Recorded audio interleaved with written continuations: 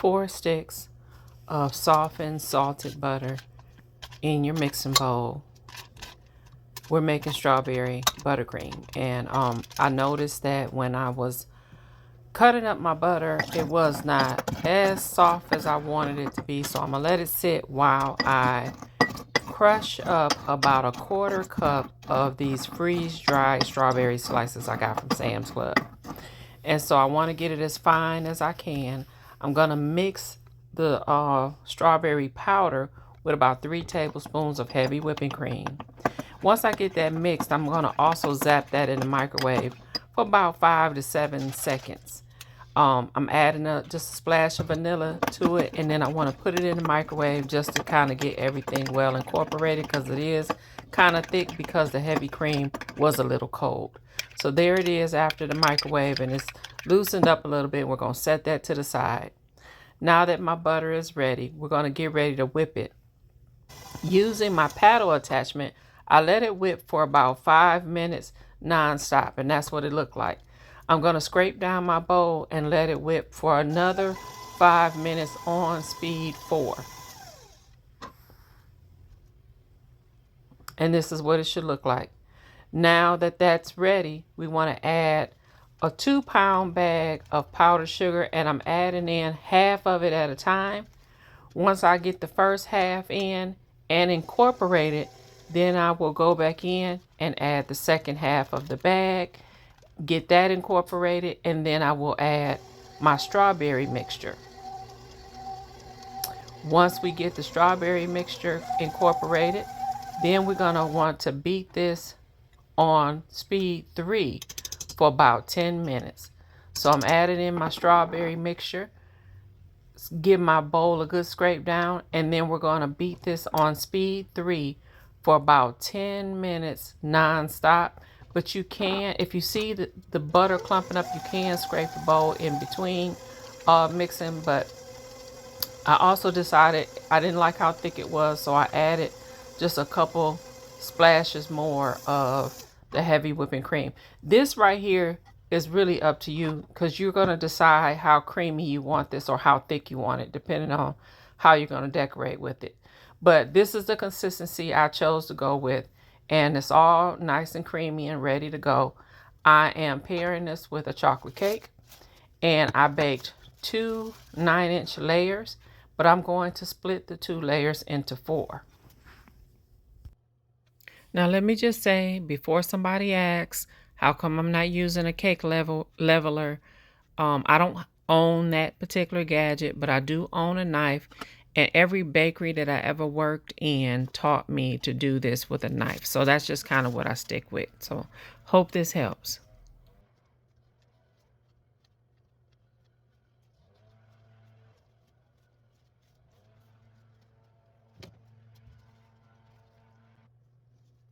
Now it's time to start filling and frosting our layers.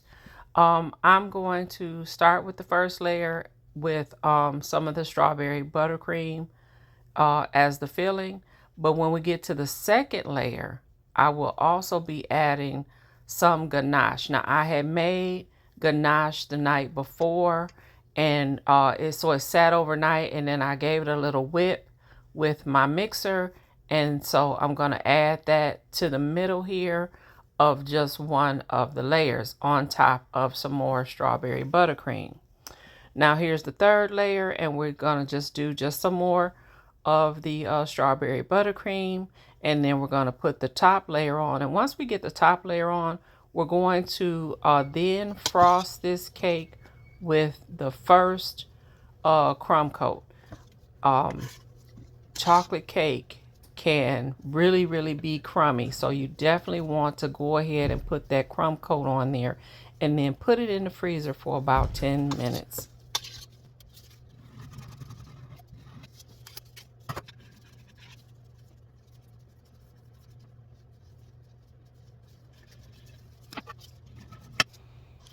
Once we finish with our crumb coat, we will use the remainder of the strawberry buttercream to apply our final coat.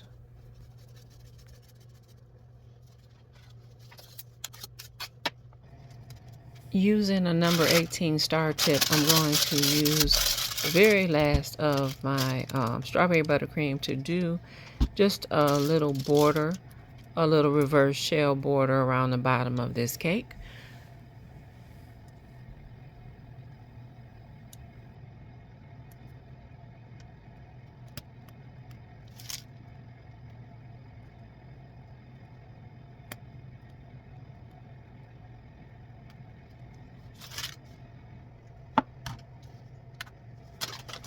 Next, I want to make the ganache for the chocolate drip. I'm using about 6 ounces of chocolate chips, and I got about a half a cup of hot, heavy cream that I have microwaved for about a minute, 10 seconds in the microwave. Got it nice and hot. Poured it over the chocolate chips, and now we have our ganache. This is what we're going to use for our drip. I will say that I probably should have did this in a bigger bowl, but you get the idea. This is a thicker drip than what I normally use. You'll see how chunky it kind of looks, but it's nice and smooth. And I am putting this on a chilled cake. So the cake was in the freezer for about 10 minutes while I made the ganache. And then I pulled the cake out of the freezer and then applied the ganache. That way, the hot ganache, as soon as it hits the cold cake, it will start to set and it won't over drip and it won't get too thin. So I'm just going around the perimeter and using a spoon. Then I'm going to fill in the middle with the rest of the ganache. Once I get it all filled in, I want to smooth out the top. I think I just did just a little circular design just to give it some type of uniform look. Now this is my other ganache filling that I had. I'm going to mix both ganaches together, and I'm going to use this to do the rest of my piping on the top of the cake. Now you can actually stop right here and not do this step at all. The cake with the drip on it is a perfect vehicle for like some chocolate covered strawberries on the top. See, you could just use your imagination to see how you could just top this with some strawberries or chocolate covered strawberries, but I didn't have any, so I'm going to do some piping and just try to use up the rest of these frosting that I made, because I don't have any cake orders, so I need to go on and use it up. So just some random piping here just to try to use up the rest of this buttercream. I do want to say that after I had put the drip on the cake, I did set it back in the freezer for about 5 to 10 minutes just to let it set again before I pulled it out. And here is the final result. This chocolate cake with the strawberry buttercream is a perfect celebration cake. The flavors pair well together. The extra little chocolate ganache in the middle is also a nice touch. But again, you don't have to decorate it like this. Use your imagination. Make it your own. It's pretty. It's delicious. And it is my chocolate strawberry cake. Now I will be publishing the recipe for the chocolate layer cake itself, and you can look for that in a separate video. Happy baking!